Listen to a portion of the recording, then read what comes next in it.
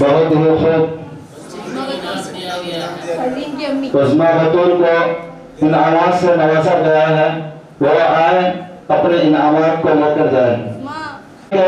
ایک طالبہ عزیزم صفا فاطمہ کو میں مدعو کرتا ہوں کہ وہ دین اسلام اور ہم پر اس عنوان پر کچھ روشنی ڈالیں۔ السلام علیکم ورحمۃ اللہ وبرکاتہ۔ آج میری تقریر کا عنوان ہے دین اسلام اور ہم۔ الحمدللہ وحدہ والصلاة والسلام علی من لا نبی بعدہ۔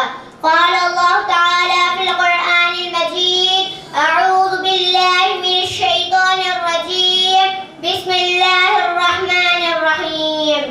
ان الذین فتنوا المؤمنین والمؤمنات ثم لم يتوبوا فلهم عذاب جہنم ولهم عذاب الحریق۔ باتوں سے بھی بدلی ہے کسی قوم کی تقدیر، باتوں سے بھی بدلی ہے کسی قوم کی تقدیر، بجلی کے چمکنے سے اندھیرے نہیں جاتے۔